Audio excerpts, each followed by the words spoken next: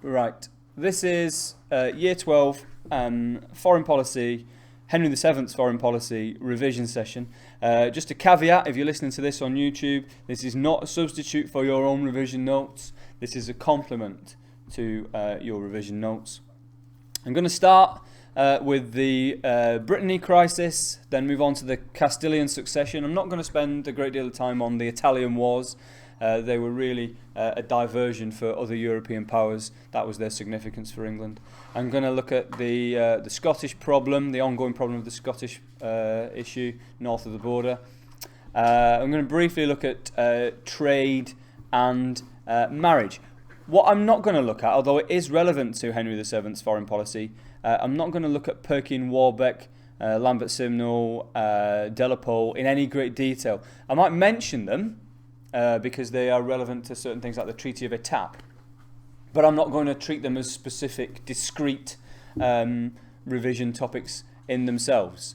This is because you have already written essays, done this work on the pretenders, the challengers, earlier in this course. That does not mean that they are irrelevant to Henry VII's foreign policy. They certainly are. If you get asked a question on Henry VII's foreign policy, then of course Warbeck in particular seems to loom large, and also della, more so than Lambert Simnel, but still they are considerations. Okay, so that's something to bear in mind when you are revising.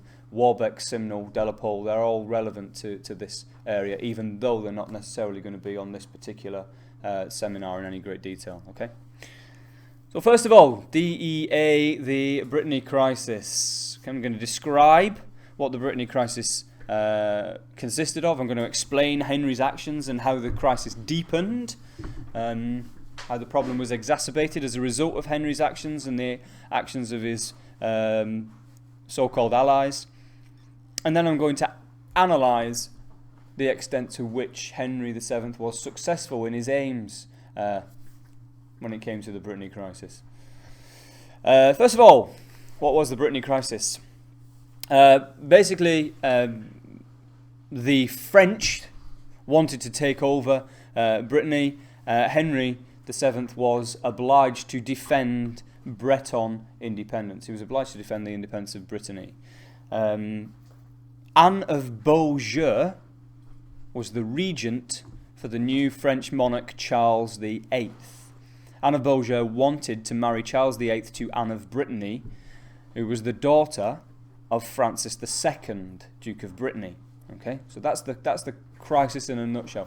If Anne of Beaujeu is successful and Charles VIII marries Anne of Brittany, then the future for Brittany is to be absorbed into the French Empire. Okay. This is a problem for Henry, who is sworn to defend Breton independence. It's also a problem for some of the bigger players in Europe as well. Maximilian, ruler of Burgundy, and Ferdinand of Spain. They were both very powerful monarchs, opposed to this idea of the marriage between Charles VIII and Anne of Brittany. Because any expansion of the French Empire is going to be bad for Burgundy and bad for Spain. So they want to limit the power of France as well. They feared a strengthened France with access to this northern coast of Burgundy. Okay. So Maximilian sent 1,500 soldiers. Ferdinand also sent 1,000 Spanish troops, and some bloke called Alan d'Albret also sent 4,000 because he fancied his chances of winning the hand of Anne of Brittany as well. So you've got a sizable influx of soldiers to Brittany to defend Breton independence. And Henry VII's under pressure to match this, because he owes a debt of gratitude to Brittany because they sheltered him in his years as a pretender to the English throne. Henry also has his own reasons for opposing the expansion of France. He fears the growth of France, just like Maximilian and Ferdinand do. He fears France gaining access to the North French coast through Brittany. So he has his own military, selfish reasons for wanting to kind of cap the expansion of France into Brittany. So that's the description. That's the problem in a nutshell. expanding on this detailed explanation of how this crisis then deepens. Henry fears a war with France. We've already mentioned that. It would be costly and dangerous. So his foreign policy is kind of informed by that fear of a costly war with France. He's also been a guest of France when he was in exile. So he also, although he has his debt of gratitude to Britain, he also feels a similar debt of gratitude to the French. The crisis deepens, however, in 1488. It's in this year that Brittany and her allies are defeated at the Battle of Saint-Auban-du-Corbière. Saint-Auban-du-Corbière, 1488. The French defeat Brittany and their allies. It's looking good for France's aims of expanding into Brittany. It's also this time that Francis dies. Francis II, Duke of Brittany, dies. Okay, so Anne of Brittany is now exposed. She becomes a ward. That means she's looked after by Anne of Beaujeu. She becomes a ward of Anne of Beaujeu. Now that's a dangerous thing, because if you hold the wardship for a minor at this time, you can decide who they marry. Now, if Anne of Brittany is the ward of Anne of Beaujeu, and Anne of Beaujeu wants her to marry Charles VIII, then she's going to marry Charles VIII. So the crisis has really deepened. You've got the defeat of Breton troops and their allies, and Anne of Brittany coming under the control of Anne of Beaujeu. So Ferdinand and Maximilian around this time look to Henry VII for assistance. But if Henry's going to do anything about it, he needs allies. So he signs the Treaty of Redon, 1489, with Brittany. He agrees to send 6,000 troops, although he only actually sends 3,000, to Brittany to defend their independence. And Anne of Brittany agrees, as part of this treaty, not to marry Charles VIII, at least without prior consultation with Henry. He also signs in 1489 the Treaty of Dordrecht with Maximilian, ruler of Burgundy, and heir to the Holy Roman Empire. Henry sent, as part of this alliance, Henry sends 3,000 troops to help Maximilian defend or relieve a siege, elsewhere. In return, the agreement is that Maximilian will support Henry in his aims in Brittany. This is a failure. The Treaty of Dordrecht is a failure for Henry because Maximilian reneges on that agreement. He does not support Henry. Also in 1489, a treaty with the Spanish, with Ferdinand, the Treaty of Medina del Campo. This is a marriage alliance. Arthur marries, Prince Arthur, Henry's son, marries Catherine of Aragon. And they agree to send a joint force against France. Again, this is a failure for Henry, as Ferdinand and Isabella become distracted with interests elsewhere and they withdraw support. So two failed alliances there, really. Two empty alliances, I should say. Not fail. Failure is a strong word. Empty alliances, I would call them. Okay. So it's not looking great. And then the crisis deepens again in 1491. Maximilian marries Anne of Brittany by proxy, really complicating things. So Maximilian, ruler of Burgundy, marries Anne of Brittany by proxy. And then also in 1491, just to confuse things even further, the same Anne, is forced to marry Charles VIII. Henry needs to be seen to be doing something about this. He raises money, £181,500, and he would lose face with his own people if he did not use this money against French aggression. And by aggression, I mean this forced marriage of Anne of Brittany to Charles VIII. However, he's also considering the costs of a war with France. Don't forget, it will be a horrendous drain on resources to go to war with France, and it could also be disastrous. Don't forget, Henry is not secure in his own throne in England. It's not only Calais, for example, is an English possession in France. It's also the security of Henry himself that is at stake if he goes to war with France, because the French could sponsor pretenders.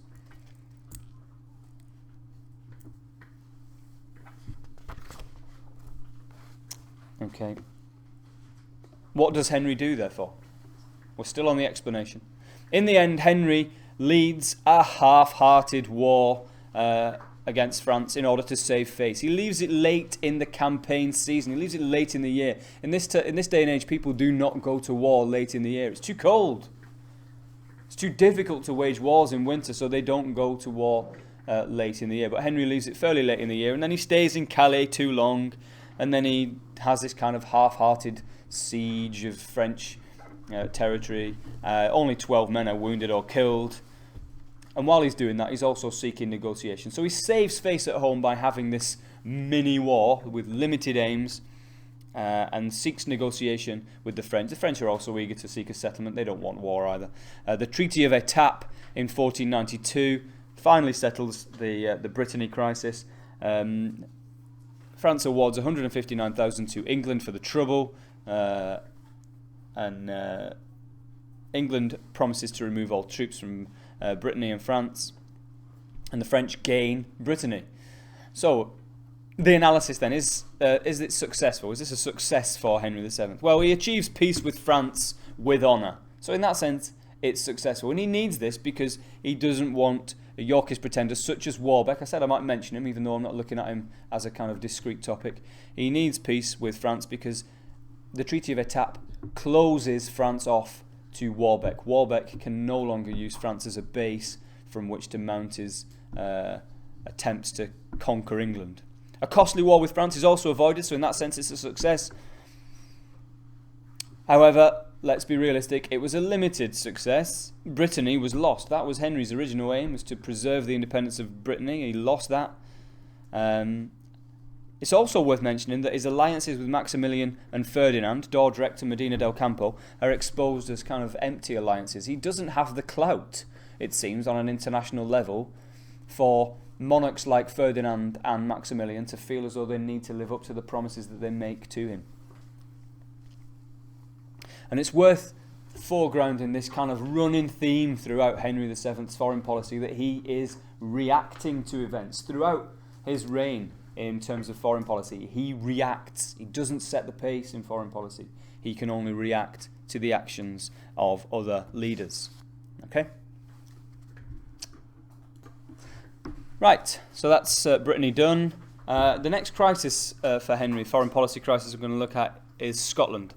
The reason I'm doing it in this order is because chronologically it's before the Castilian Succession crisis. I know it's presented later for you guys, but actually it's before the Castilian Succession crisis. So first of all, describing the problem for Henry.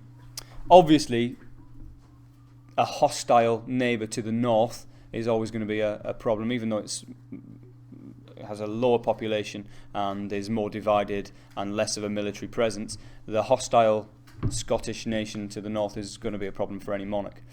Particularly when you roll in that what they call the Auld Alliance, or the Old Alliance, AULD Alliance. That's the idea that Scotland and France are natural allies. Okay, so if you imagine it presents England with a potential war on two fronts, doesn't it? Okay.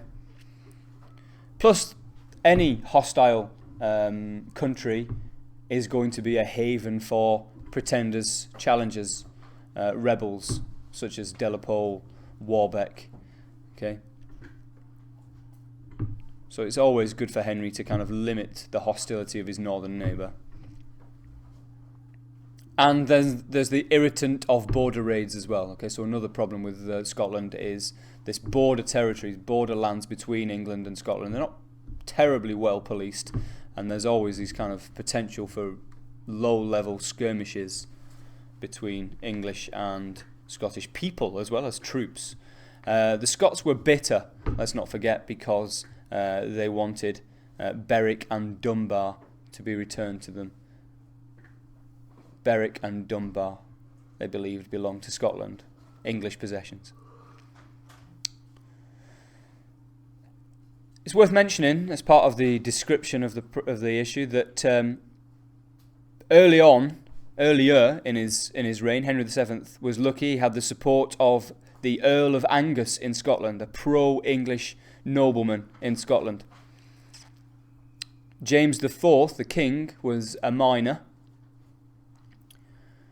so not a threat per se, and as long as the Earl of Angus held sway in the Scottish court, which he did until 1495, Scotland was kind of contained. It's worth flagging up at this stage as well that James IV was he was a minor. He was a potential marriage match for Henry VII's daughter, Margaret Tudor. Okay, so this is something that Henry has always got in his mind. If he can win a marriage alliance between James IV and his daughter Margaret, then that would resolve, or at least go some way to alleviating the problem. So until 1495, you've got the Earl of Angus, who's kind of fighting Henry's corner in Scotland. The crisis really occurs in 1495 when James IV comes of age.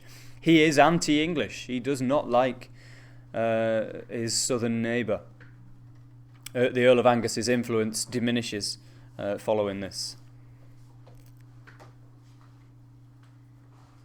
And when, in 1495, James IV welcomes Perkin Warbeck to the Scottish court, you can see why Henry may be affronted by this. And he is affronted. He's really offended. He gets very annoyed. He's very upset. He's committed to a war. He raises £120,000 and 5,000 men specifically for a rumble with the Scots in 1496. And he's all ready for it. You know, his history books may well have been written about the 1496 war between England and Scotland had it not been for the Southwest Rebellion in May 1497. The southwest of England rose up against Henry. We've looked at this. I'm not going to go into any detail with the Southwest Rebellion. And then, again, we see the Southwest rising in rebellion in support of Warbeck, in support of Warbeck's invasion in 1497.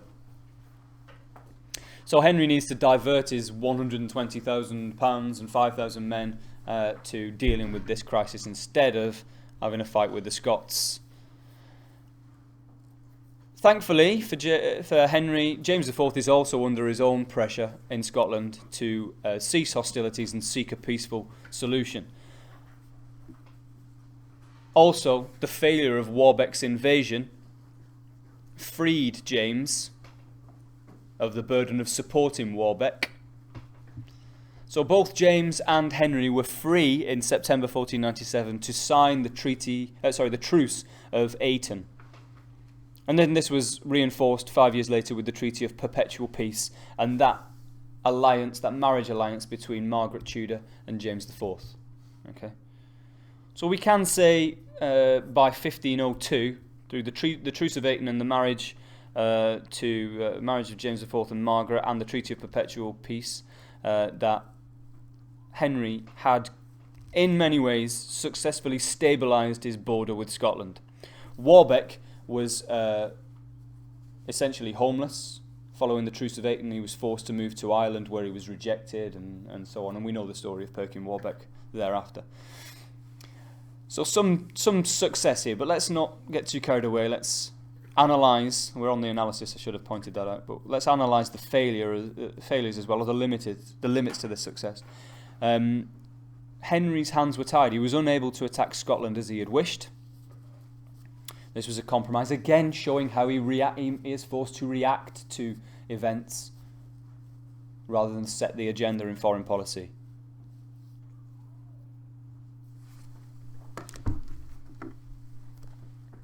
But again, let's take that one with a pinch of salt. There's a really nice quote from the Milanese ambassador that I'm just going to read out.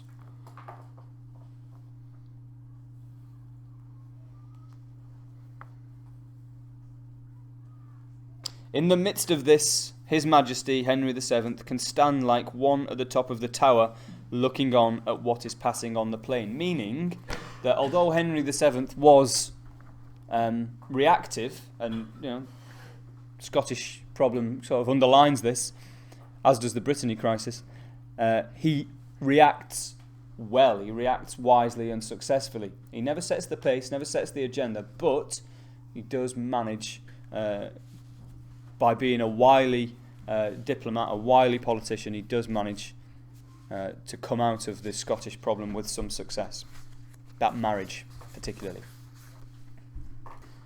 Okay, the third foreign policy crisis that I'm looking at now is the Castilian Succession crisis from 1504 to 1506. This is arguably the most complex, the one with the most shifts and turns, and the one where Henry VII is more kind of at the whim of luck and circumstance. It's an interesting one to kind of analyse, decide whether Henry was successful or not. So, in a nutshell, describe what was the problem. The death of Isabella of Castile.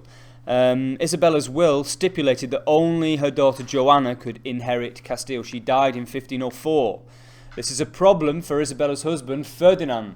Ferdinand is, in his own right, only ruler of Aragon. Ferdinand of Aragon.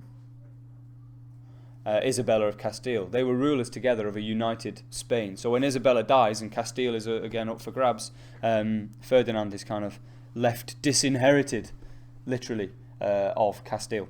Okay. His foreign policy then, thereafter, is directed at regaining Castile. That's his big agenda. That's what he really needs. Okay. Problem is compounded when Joanna of Castile, well, she's already married to Philip of Burgundy. Okay. Philip of Burgundy, heir to the Holy Roman Empire. So, very powerful individual. Strong alliance with Maximilian, as you can imagine, who is now ruler of the Holy Roman Empire.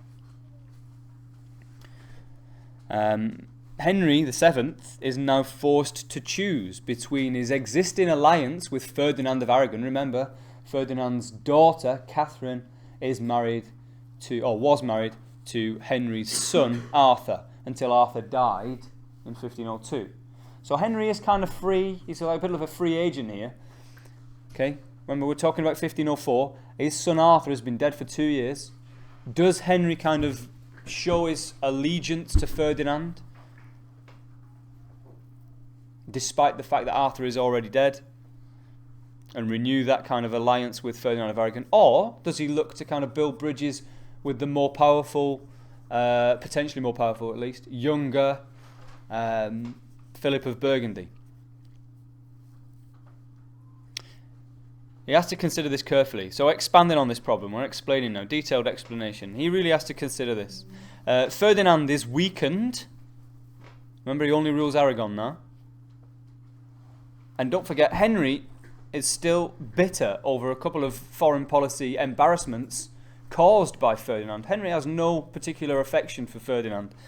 He was almost duped into marrying the Queen of Naples, who had no money at all. And don't forget, Ferdinand proved to be a worthless ally against France in the Brittany Crisis with the Treaty of Medina del Campo. So is there any reason really for Henry to kind of renew this alliance with Ferdinand by marrying his second son, Henry, who later becomes King Henry VIII, to Catherine of Aragon? Arguably no, there is nothing in it for him. Henry has more to gain by backing Philip of Burgundy.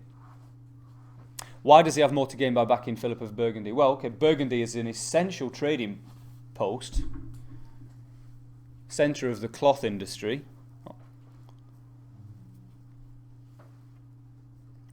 Let's not forget also that della, Suffolk, a big thorn in the side of Henry VII, is being given shelter by Maximilian. Right? Philip of Burgundy, Maximilian, same family. If Philip of Burgundy is an ally of Henry, he can put pressure on Maximilian to send della home to England to face the consequences of his rebellion. That's a big thing for Henry. Okay, remember, Henry's overriding foreign policy objective is to secure his throne at England. So anything that he can do in terms of foreign policy to secure his throne at home, he's going to do that. And by an alliance with Philip of Burgundy, pressure can be put on Maximilian to send della back to England to face face the consequences. There's also the potential of a marriage to Philip of Burgundy's daughter to Henry VIII. Sorry, not Henry VIII yet, but Prince Henry. Okay. So these things are Henry's considerations. However, Henry's hand is forced when Ferdinand marries Louis XII of France, right? Okay, I know it's confusing. More French monarchs, right? When Louis XII's niece is married to Ferdinand, there's a new alliance between Ferdinand of Aragon and France. This is a powerful alliance that threatens England. Okay. Well, why did Ferdinand do that? Well, Ferdinand is increasingly isolated since losing Castile, so Ferdinand needs to look for allies elsewhere, and he looks to France. Okay, so he marries Louis XII's niece.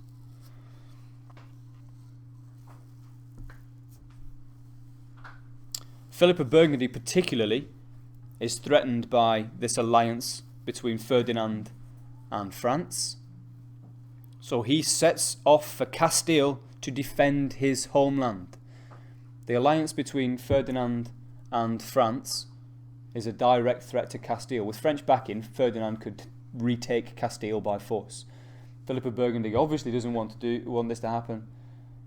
He is essentially ruler of Castile through his wife Joanna of Castile. So he then sets sail for Castile to defend his property. Unfortunately, he's shipwrecked on the way there. Henry leaps on this for all it's worth. So this is a great opportunity for Henry VII. Philip is shipwrecked and winds up on English soil. So Henry essentially agrees to an alliance with Philip of Burgundy, but he's got him over a bit of a barrel. He can force him into kind of a very favourable treaty, a very favourable for the English treaty. Okay. He forces on Philip the Intercursus Magna, or Intercursus Magnus. Intercursus Malus, I should say, which is so unfair to the Burgundians that it's never actually implemented.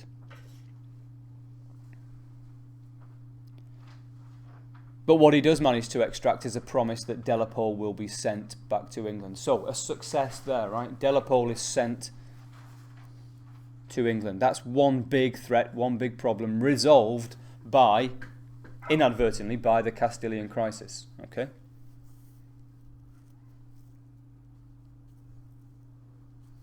So Henry backs Philip and Joanna. Philip and Joanna enter Castile. Ferdinand is forced to back down and retreat to Aragon. End of story! Or it would be if Philip hadn't died in 1506 and the crisis is reopened again. So this, again, is more evidence of Henry VII having to be reactive in his foreign policy. He thought he'd put that one to bed. He thought he'd got della back. Yeah, success, blah, blah, blah. Backing Philip of Burgundy against his old ally Ferdinand. But Philip of Burgundy dies in 1506 and the whole can of worms is reopened. Right. Ferdinand retakes Castile and England is exposed. Added to this, Ferdinand is bitter towards Henry. He feels betrayed by Henry. Any chance of Henry rekindling that alliance with Ferdinand through marriage, as much as he might want to, is not going to happen while Henry VII is alive because Ferdinand is bitter. So although Henry VII wants to marry his son Prince Henry off to Catherine of Aragon, Ferdinand's daughter, that doesn't happen until after Henry VII dies. Okay?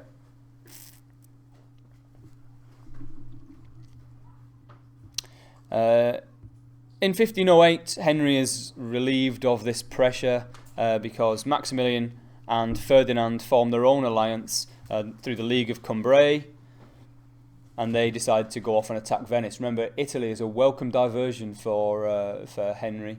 It diverts the attentions of many monarchs in Europe at that time, and 1508, it happens again. Okay.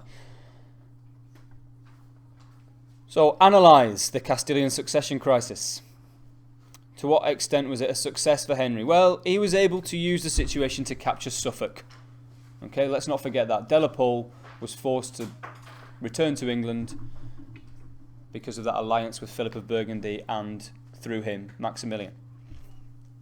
And it also secured favourable trade relations with Burgundy, although many of the points of the Intercursus Malus were never implemented. To what extent were the successes limited, though? Again, poor relations with Ferdinand, and he was left isolated in Europe. And again, he is shown to be at the mercy of twists and turns, fate, the aims and objectives of other European rulers. Okay.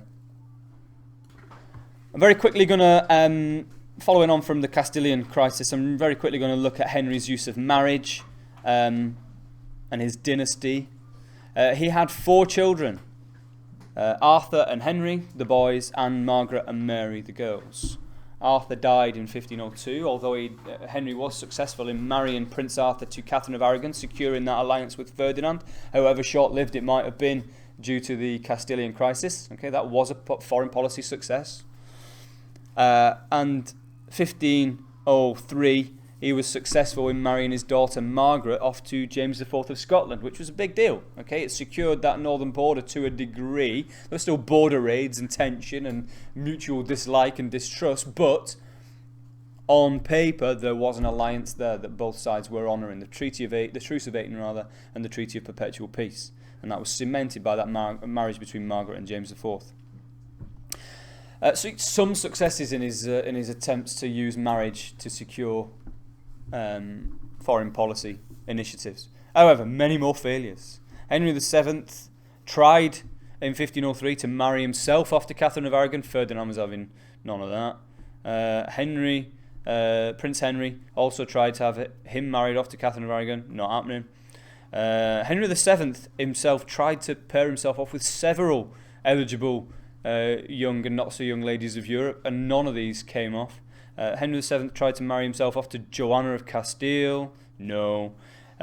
Queen of Naples. No, although that was a good thing for Henry because she was skint. Margaret of Austria. No. And Margaret of Angoulême.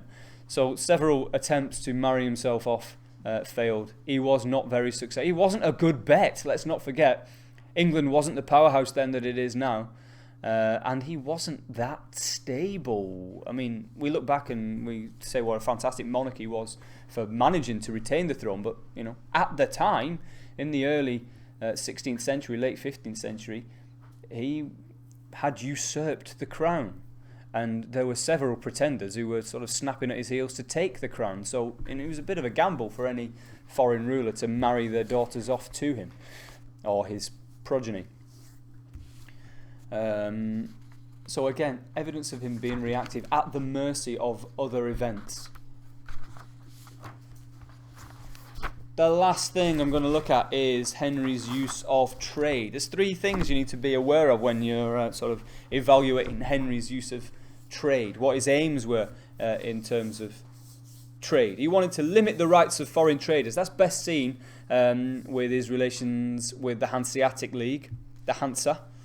He also wanted to establish more equal trading conditions for English traders. And if possible, he wanted to use trade treaties to help him limit the threat posed by pretenders such as Warbeck. Okay.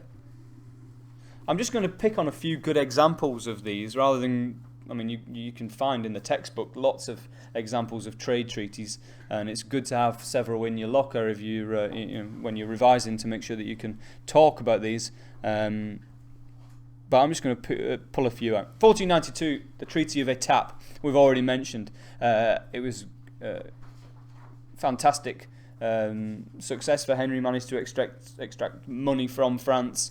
Only lost Brittany, which, although was an embarrassment to some degree, not a great deal, not a great problem for him.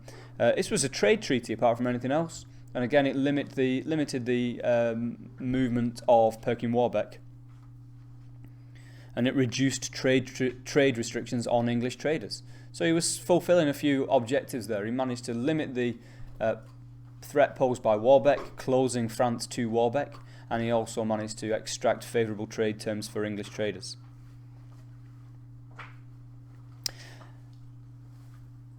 With Burgundy, 1496, the Intercursus Magnus has been described by Wernham as the Magna Carta of English traders.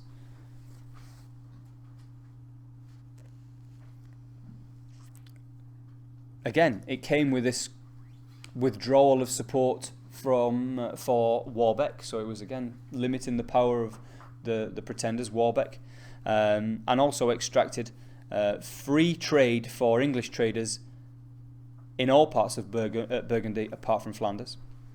And then 1506 again with Burgundy, the Intercursus Malus. Although it was so unfair it was never implemented, it's worth identifying as an attempt to extract favourable trade terms.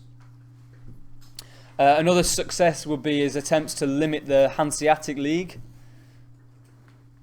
There are several examples of this. 1487 he banned the export of unfinished cloth by foreign merchants. 1489 prohibited the Hanseatic League's exportation of bullion, and in 1493 he only paid minimal compensation when the Hanseatic League's London headquarters were attacked by an angry mob. This was popular in England to limit the power of foreign traders. However, let's start looking at some of the limits to this success. He was forced to take a back step in his relations with the Hanseatic League in 1504 when he was looking for support against the Earl of Suffolk. He was forced to kind of offer the Hanseatic League more favourable trade terms. Another failure would be the Navigation Act with Spain, which was imposed by Spain, which had a damaging effect on English trade. Very, very quickly, other successes.